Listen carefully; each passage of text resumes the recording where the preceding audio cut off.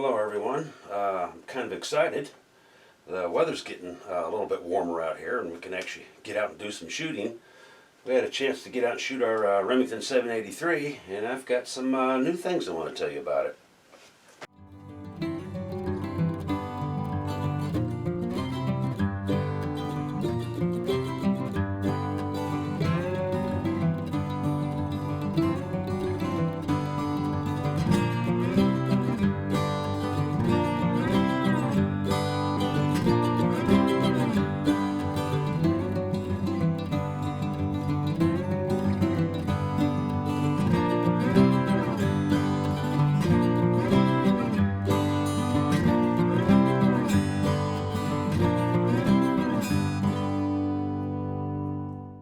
That's right, it got up to a whopping 55 degrees, but at least it was good and sunny outside, so we ran this thing out there and at least ran enough rounds through it to break the barrel in. I think I shot 20 rounds out of it.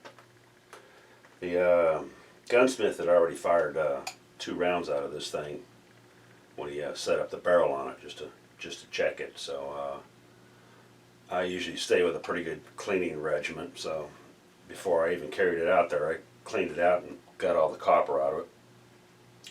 And then I usually go through a one-shot procedure. One shot, clean it, decopper. One shot, clean it, decopper, and I do that until it starts getting lighter. It's not pulling as much copper. Then I'll start stepping it up to a couple of shots, 2-3 shots. I got up to about 12 shots in this thing, which is actually pretty good. I've got another one of their barrels on one of my ARs, and it was about the same thing. About 10 rounds, and the barrel cleaned out on it, stopped pulling copper. So after that, I'll fire 3-shot bursts, and I'll clean it, and I'll run a copper solvent through there to see if I pull any copper on them, and it wasn't pulling any copper. So I did that a few more times. So right now, this barrel's got my 20 I shot out of it, and 2 that the gunsmith shot out of it, so 22 rounds through it. So she's ready to start working on some kind of load development for this thing. So happy with the barrel. The stock, everything worked great. I actually kind of enjoy this stock. It's easy to deal with.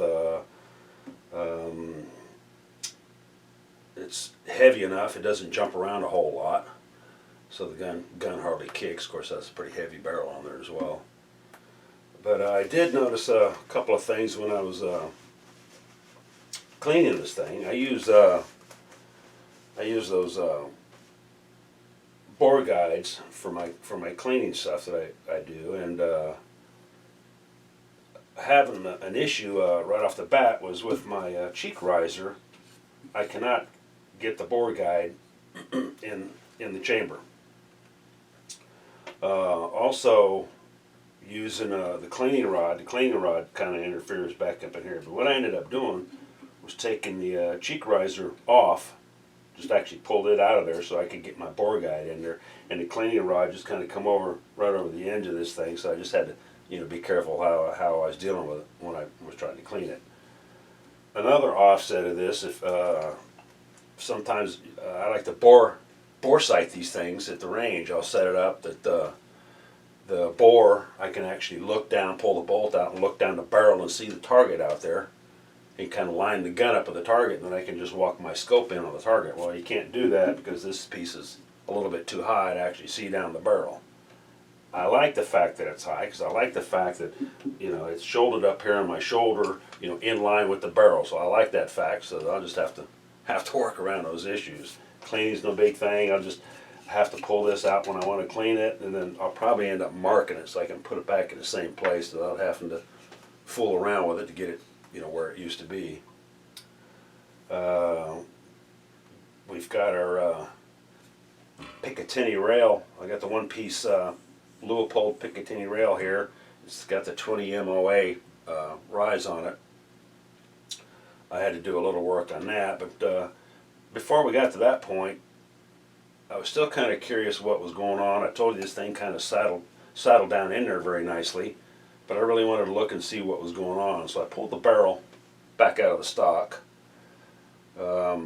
I took a marker and marked in there where I thought the barrel was sitting, and set the barrel back down in there and kind of scrooched it a little bit to make some mark in the marker that I put in there, and it was just barely riding on maybe a 32nd or 16th of an inch spot where it actually would settle in on the cradle.